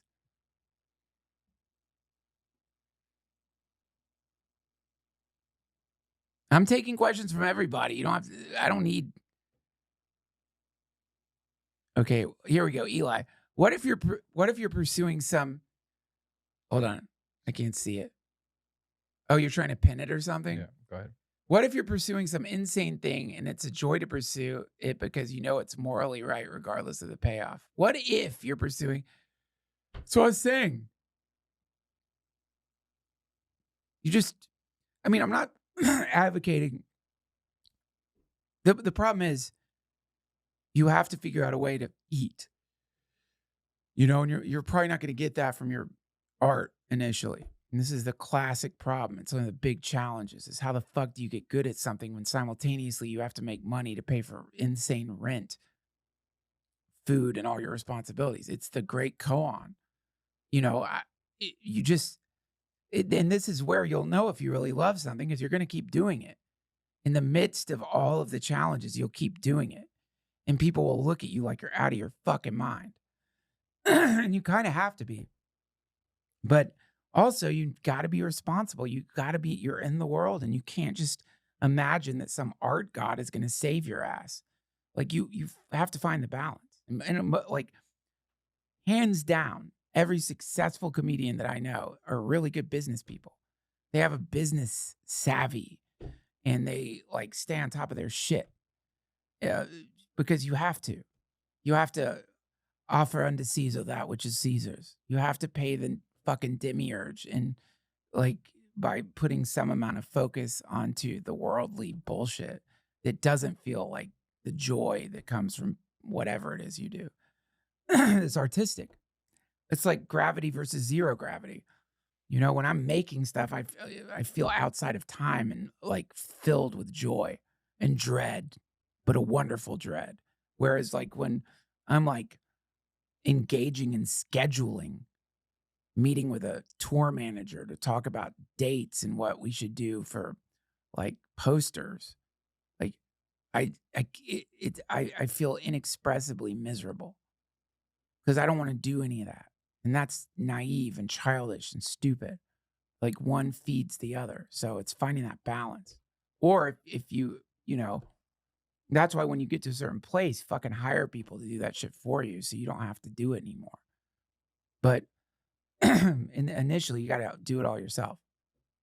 And for me, if I could go back in time, I would love to explain to earlier versions of myself that like trying to avoid the drudgery of paperwork, planning, organizing was like trying to grow a rose without watering the roots. It's like you got to do both. They want to know what you like about White Lotus. Who asked that? Nobody asked. If you ask about White Lotus or talk about White Lotus on this chat, you'll have to self-ban for 5 minutes.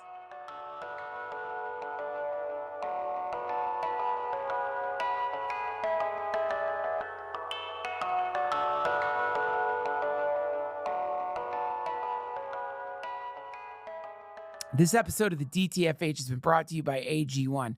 These monsters, these time monsters, they invented something called daylight savings time. I mean, when you have kids, you know what I mean. They throw the time schedule off for children. What is this? What demonic bullshit is happening to us that some dude can just tell you it's an hour earlier than it actually is? It's a nightmare. And let me tell you, I don't have the luxury of lolling about in bed, not caring about daylight savings time. I'm up. I have to be, and I can't be groggy. I got kids zooming around me. They want my attention. And I want to give it to them in a way that doesn't seem like I have dementia. I got to wake up. This is why I love AG1. Just pour some of that sweet AG1 powder into some nice cold water and slurp back my daddy juice. I'm there. I'm alive. I'm awake. I'm lucid. Focused, connected to reality. It doesn't matter. These time witches have tried to warp our perception of time itself. Didn't work. Time witches. AG1, it's the antidote for your temporal spell. And it makes you feel good. I mean, that's the main thing. It just makes me feel better. AG1 can help support your digestion, your energy levels, your skin health from within, cravings, and so many more things. Definitely helps my energy levels. I've always had beautiful skin compared to a unicorn. When it comes to my health, I want something I can trust. And that's why I choose AG1. With science-backed ingredients and real benefits I can feel. AG1 makes it easy to support overall wellness every day.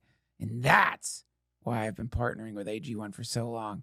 And AG1 is offering new subscribers a free $76 gift when you sign up. You'll get a welcome kit, a bottle of D3K2, and 5 free travel packs in your first box. So make sure to check out drinkag1.com/Duncan to get this offer. That's drinkag1.com/Duncan to start your new year on a healthier note. Thank you, AG1.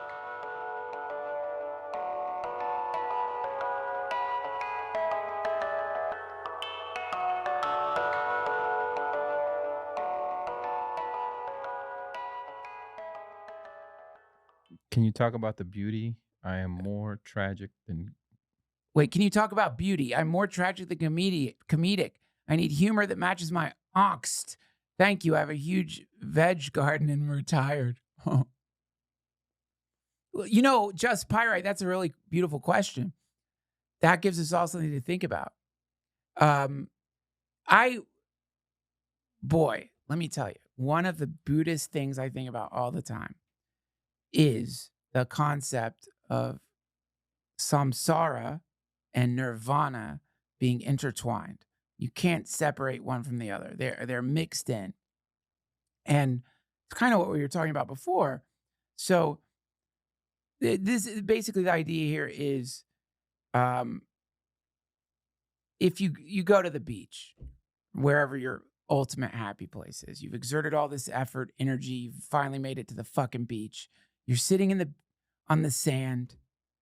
The sun is beating down on you. You've had a couple of like beach drinks. You're listening to the ocean. And then you think, God damn it, I got 3 more days and I got to leave back to the world that isn't the beach. And a kind of sadness enters in. In other words, you might be having the best time in the world, but the moment you realize it's going to end, you start feeling a kind of grabby feeling. You want to grab at it.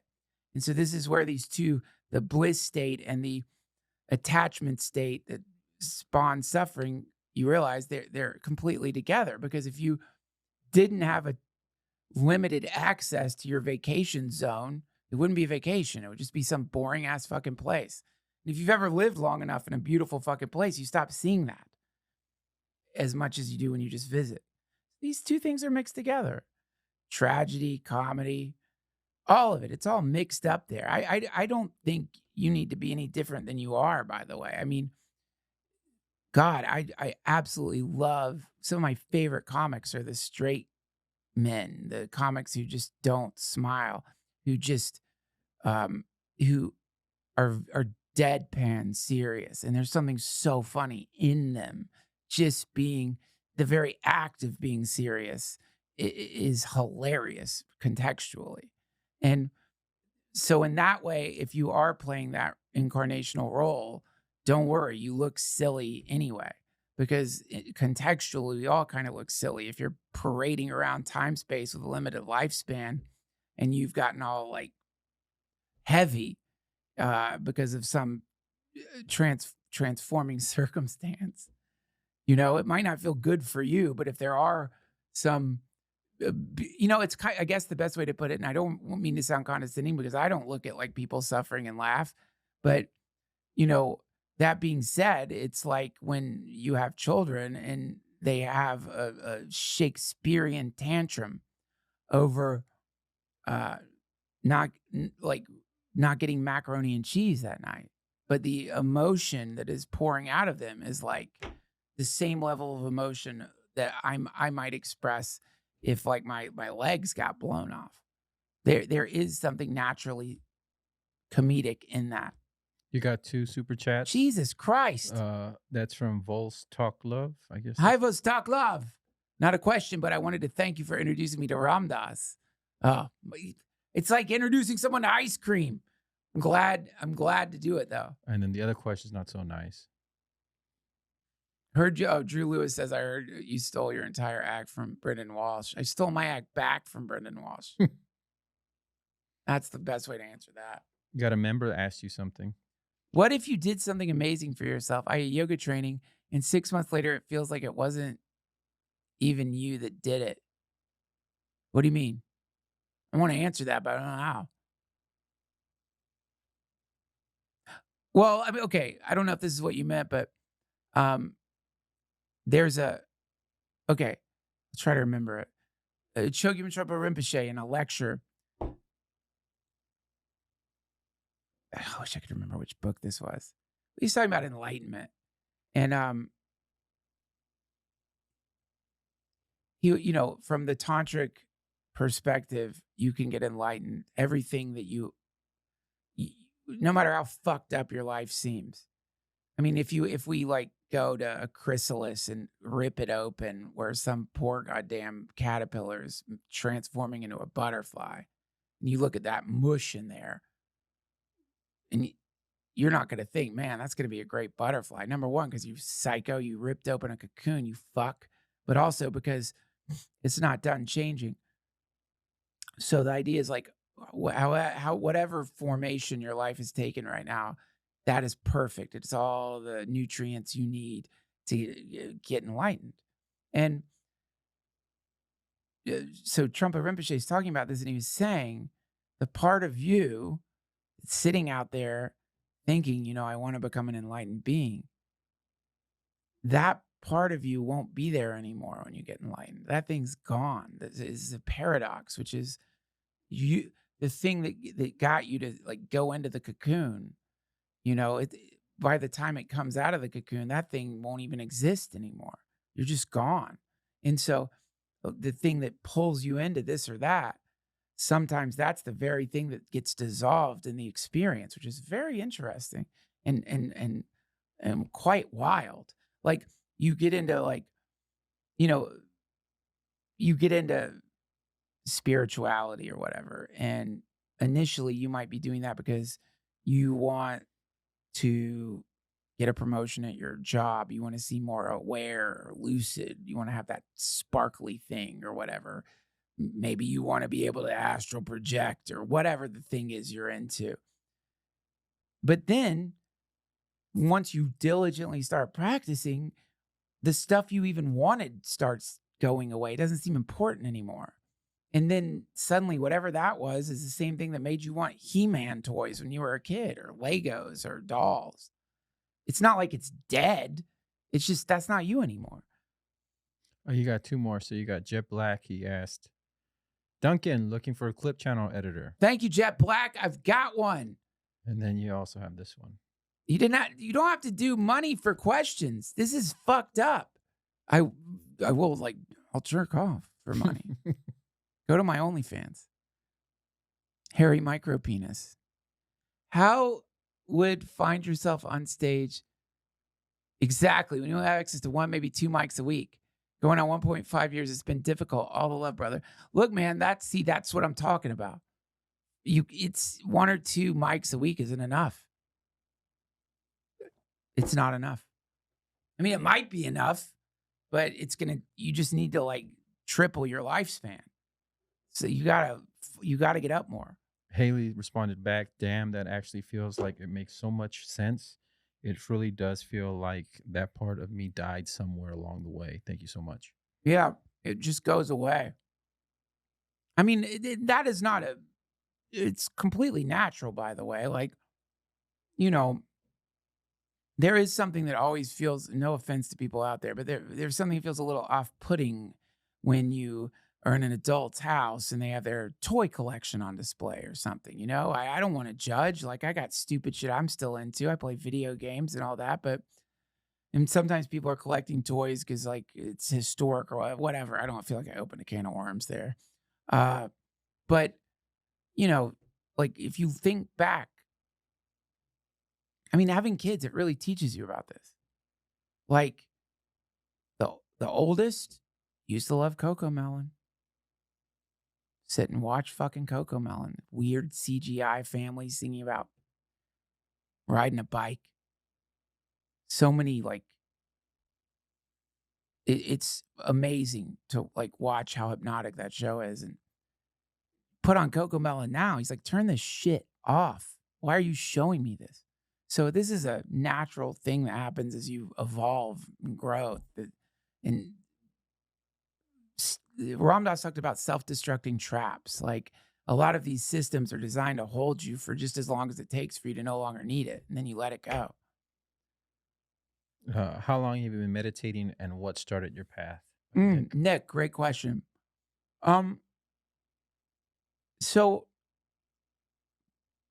I mean, it's hard to, that question is always funny to me because I don't know the exact time, but I've been working, with David Nichtern for years and years and years. It doesn't seem like that. And as far as meditating regularly, I gotta say, man, it's not happening right now. I'm not doing it. I'm off. I'm off. I think that's normal, but That being said, I think that's part of the process. Now, maybe that's a way to make myself not feel bad. That's cope. But um, yeah, I would say also I used to chant Hare Krishna all the time, which I think that counts as meditating. So 20 years or something, on and off. Always thinking about it though. You got 2 more super chats. Tim Walker is saying one of life's regrets was not seeing Duncan live, as I couldn't explain it to others. Any chance of coming back to Winnipeg? Don't have that as a life regret. I'll be back in Winnipeg sometime, I'm sure. I don't think it's on this year's schedule though. But thank you. Guys, go to Big Bang Small Universe. He's got an AI convo there. Happy to promote your whatever that is. If you go there and like, I don't know, it sucks or I don't know if it's something horrible. I haven't been there yet, but he gave me $2. So go. Here's a boring question, but I like it. How did you start working with Josh Cabaza? You have good chemistry together. Isn't Flowmaster your name on YouTube, Josh? All right. That's okay. I tried. Whatever. Yeah, I got lucky. I was talking to, who the fuck was I talking? You told me about you, Asan. I was talking to Asan Ahmad, very funny comic. And I'd done a podcast here with McCusker. Mm-hmm. But yeah, I came here and just got lucky. Ever since then, we've been collaborating. We've been lovers on and off. You get jealous. I don't like that. But it's been good. Well, just do what you say you're going to do and I won't get mad. So I'm fucking 51. It hurts my feelings, dude. You know what that's like to be 51? Do you know how low my T is? Yeah, so comedy frequency is awesome, and I love it here. Got any dating advice for 25-year-olds? What is that? Girly. What's a girly pop? I don't know what girly pop is. Jesus Christ. Somebody just gave you $49. Guys, friends, come on, man. Please stop. That's so great. Hold on. I got to answer 2 now. First of all, Hail Eris and Holy Chaos. Am I going to drop the OnlyFans soon? As I mentioned, hairy micro penis. I know it's silly to do the like hairy double entendre thing, but go to hairy micro penis on OnlyFans. I've got a great set we just did with photographer Lance French. It is incredible, clown themed, and you're going to love it.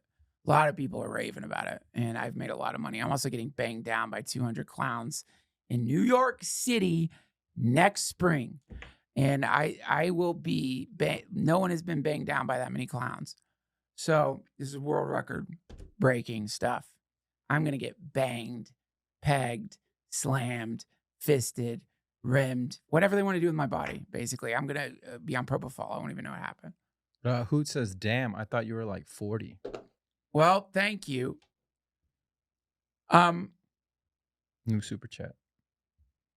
Thank you, Catalyst Drummer. If I can't expand my lifespan 3 times, how would one maximize 1 to 2 mics a week? You can't maximize mics. I mean, there's just like a,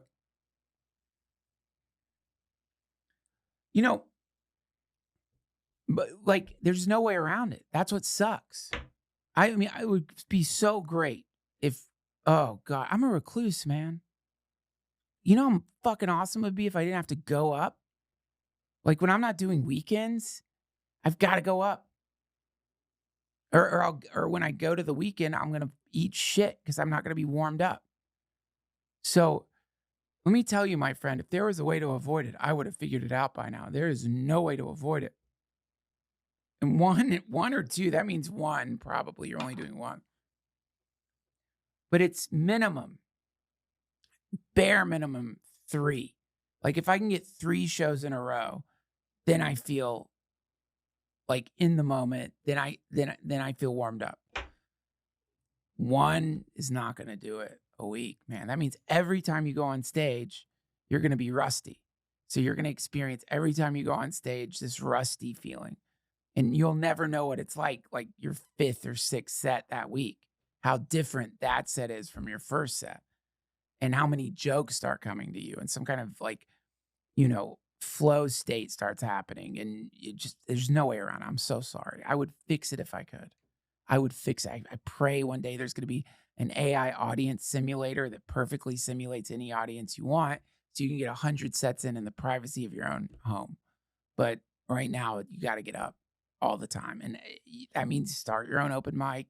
Dude, I remember I was driving out to fucking San Diego to do 3 minutes from LA, drive to San Diego to do a 3-minute fucking spot through traffic. I hated it, but you just had to. And then the other thing that starts happening though, is you realize that even though obviously the nucleus of the thing is getting on stage, it's the hang. You're hanging out with comedians, and that's a big part of it too. And interacting with people who are trying to do the same thing brings some solace, or quite often pain. But either way, there's a camaraderie there that you're missing out on. Alexander Wang wants you to look at him. Maybe look at him in the looking camera. This one.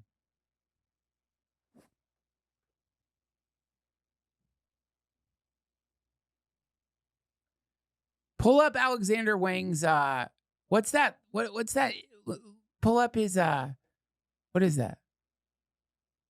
Go to his channel? No, pull up his what's that fucking logo you got there, Alexander Wang? What does that mean? Maybe that's what he wanted me to look at. Maybe I'm supposed to decode that. I don't know. Can you not enlarge that? What is that, Wang? What is that, Wang? What does that mean? Oh, you got another one. Jesus Christ. 65. I don't know what SE. It doesn't matter. Hey, what'd you think of the Buddhism represented in White Lotus? I thought it was very good. I didn't watch. God damn it. He tricked me. I'm talking about White Lotus. Lured in and trapped. All right, fine. Girly pop just means girl. Haha. Okay, I'll answer your question, Nicole, for $75. Just kidding. Don't. From what I saw, the Dharma talks in White Lotus were really good. And were wonderful. I was actually my favorite part of White Lotus. Look, man, dating advice, I have no idea. I've heard it's rough out there right now. That's all I know. I'm married, friend. I've been married for a long time. So dating, dude. I don't even know what I'd do if I was dating much. And I'm a guy, not a girly pop.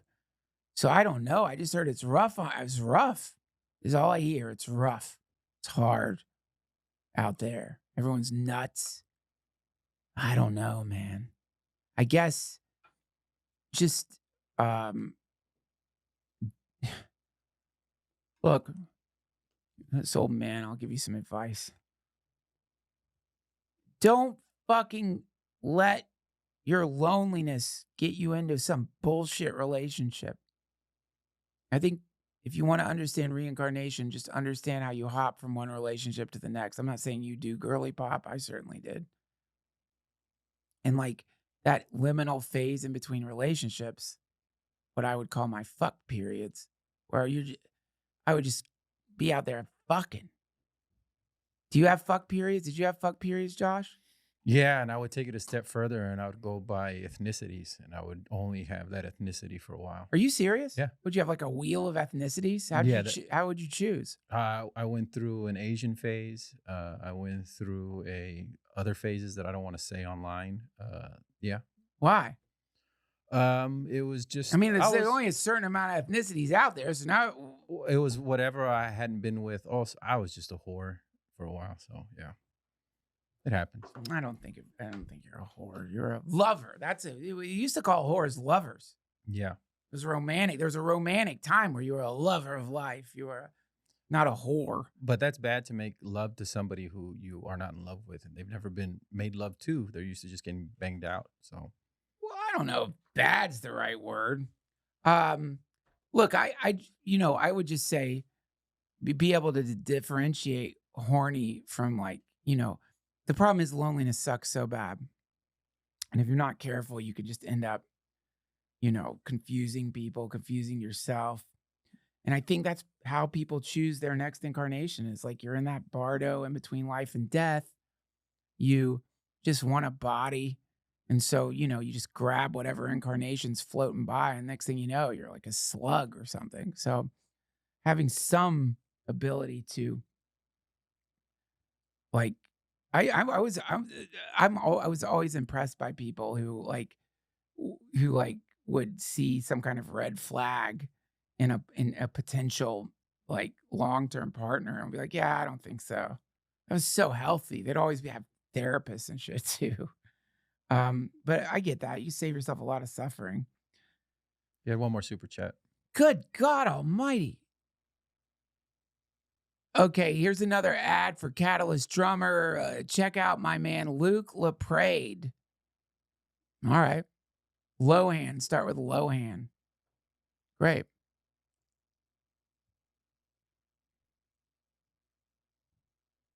What is this? Can you play Dell? I don't think, okay, I'm going to say it, but you friends, I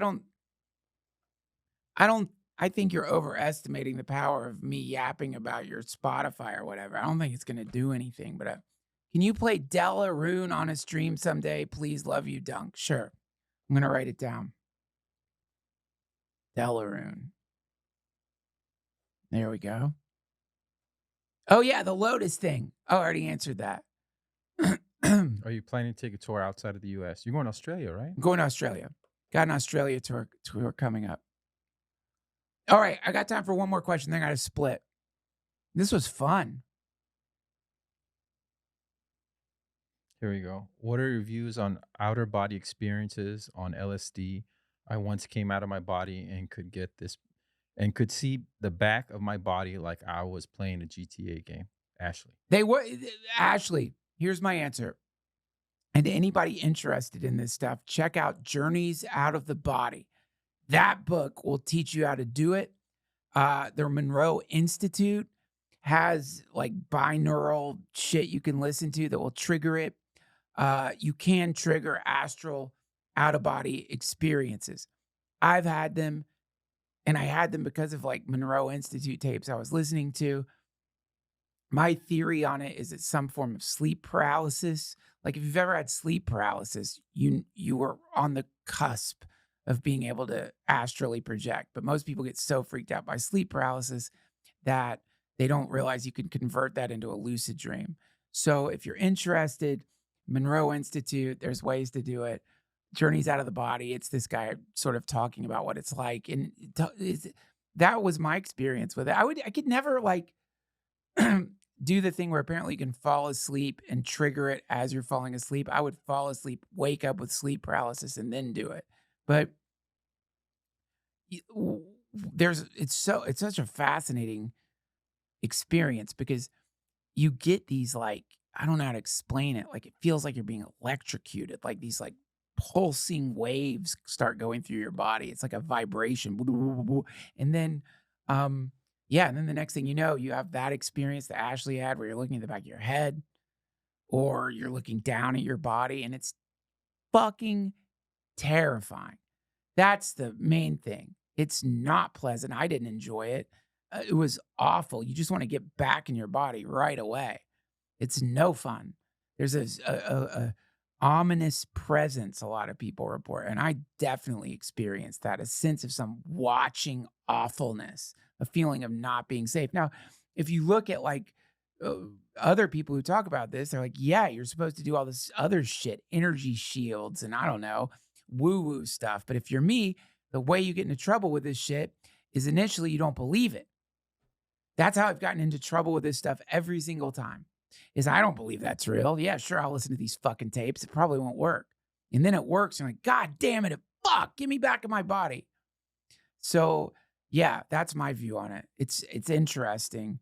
And the Monroe Institute is interesting. I think there was some collaboration between the Monroe Institute and the CIA, actually, because they were interested in doing like remote viewing astral projection as a form of espionage. It's fucking nuts. And but it might not be the Monroe Institute. I'm pretty sure that they were doing something with the CIA because there was a period where they thought the Russians were developing like psychic spies and they wanted to like compete. And so they were looking into like ways of like, using occult stuff to, which is so cool. Psychic spies, wizard spies, it's the badass. Yeah, one more super chat. Mr. Martinez. Duncan, do you think this economic meltdown worldwide will help us reach zeitgeist and develop a new world consciousness, or are we fucked? Look, thank you so much. I'm going to refer you to Doug Rushkoff, Team Human. He's so good at talking about this stuff. And I'm probably going to misquote him here, but like there's a spell that's been, he didn't say that. This is how I say a spell has been cast on everyone, right? So there's all these metrics that we are supposed to associate with our own well-being, specifically the stock market. Even if you don't own stock, even if you don't have a 401k, the stock market becomes turbulent. You get stressed out. What the fuck's going to happen? Am I going to be okay? Because we've attached ourselves to these essentially like gaming numbers. It's a game. It's a game. It's like being attached to like your Fortnite numbers. I don't know. I sound old. It's real. Lives are being destroyed by this shit. It's real on one level, but Rushkoff is really into pointing out like, but what's actually real? What's actually real is your relationship with your neighbors, your community, your family, and though you could argue those things are going to be impacted by economic upheaval, which is true. The primary upstream source of happiness should not be the establishment's depiction of reality, because the establishment's depiction of reality only serves the establishment. And the establishment is an organism consisting of a variety of corporations who don't give a fuck about you. And so, therefore, though it's not to say turn your back on the economy, it's real. You're going to have to make decisions based on that probably in some way or another. But if that has become, if that, whatever the particular number is that's freaking you out, is more important to you than your direct contact with other human beings in your community, then you have been hypnotized by the great beast that wants you to worship it. I mean, I think you could argue it's some kind of idol. It's a very powerful idol, and it's a lot cooler than some stupid statue of a cat that people are throwing cow guts in front of. But it's got ticker tape or, moving numbers. Sometimes it turns green. Sometimes the idol turns red. And when it's red, the drought's coming. When it's green, there shall be rain. It's an idol. And so we don't so much offer organic life anymore because like everything else in the universe, idols evolve. The idol only wants your attention. And it doesn't care what your attention is. If your attention is anger, hate, panic, fear, great. If your attention is, wow, I'm making money, great. But you're worshiping a false idol in the sense that the stock market is not going to come over and knock on your door when smoke is coming out your window. Your neighbors are going to do that. The stock market isn't going to come and tell you left the trunk open in your car, you dumbass. Your neighbors are going to do that. So creating like a cohesive community and like doing whatever it takes to make sure that you have that.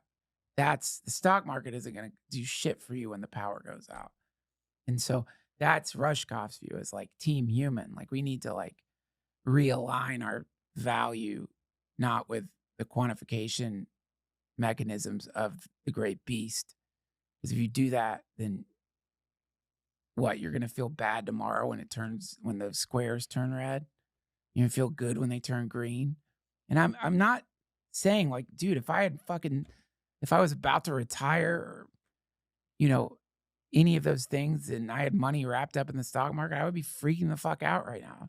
But I've noticed that I freak the fuck out even if I am not directly connected with it, just because it wants you to freak out.